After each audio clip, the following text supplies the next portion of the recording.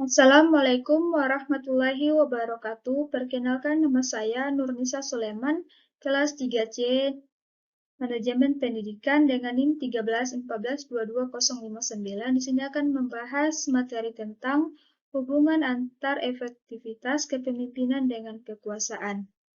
Pengertian kekuasaan. Kekuasaan berasal dari kata kuasa yang berarti kemampuan atau kesanggupan untuk melakukan sesuatu. Kekuasaan merupakan konsep yang sangat penting dalam ilmu sosial pada umumnya dan dalam ilmu politik pada khususnya. Pada hal ini, politik mengasumsikan inti kekuasaan politik artinya memperjuangkan dan mempertahankan kekuasaan. Pengertian efektivitas.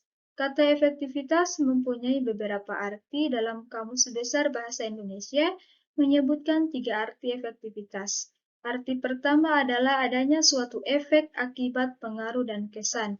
Arti yang kedua, manjur atau mujarab, dan arti yang ketiga dapat membawa hasil atau hasil guna. Kata efektif diambil dari kata efek yang artinya akibat atau pengaruh dan kata efektif yang berarti adanya pengaruh atau akibat dari suatu unsur. Jadi, efektivitas lebih keberpengaruhan atau keberhasilan setelah melakukan sesuatu.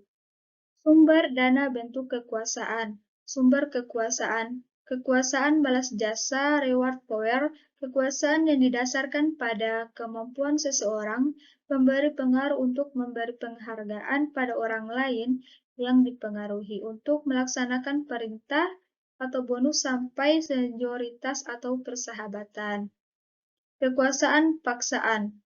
Kekuasaan berdasarkan pada kemampuan orang untuk menghukum orang yang dipengaruhi kalau tidak memenuhi perintah atau persyaratan. Bentuk kekuasaan. Kekuasaan pribadi, kekuasaan yang didapat dari para pengikut dan didasarkan pada seberapa besar pengikut mengagumi, respek, dan terkait pada pemimpin. Kekuasaan posisi, kekuasaan yang didapat dari wewenang formal organisasi. Besarnya kekuasaan ini tergantung pada besarnya pendelegasian orang menduduki posisi tersebut. Taksonomi kekuasaan French dan Raven.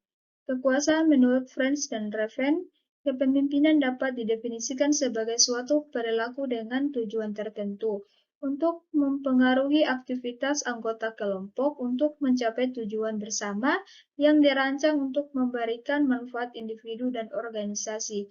Menurut French dan Raven, ada 3 kekuasaan, yaitu 1. Reward power atau kekuasaan penghargaan, coercive power atau kekuasaan paksaan, ada referent power atau kekuasaan panutan, ada expert power atau kekuasaan keahlian, legitimate power atau kekuasaan legitimasi. Hubungan kepemimpinan dan kekuasaan. Hubungan kekuasaan dan kepemimpinan dapat diibaratkan seperti gula dengan manisnya tak terpisahkan atau bisa juga diibaratkan seperti gula dan semut. Di mana ada gula, di situ ada semut. Jika kepemimpinan tanpa kekuasaan tidak ada artinya dan hal tersebut menyebabkan tidak dapat untuk mengambil keputusan karena pemimpin yang tidak mempunyai kekuasaan.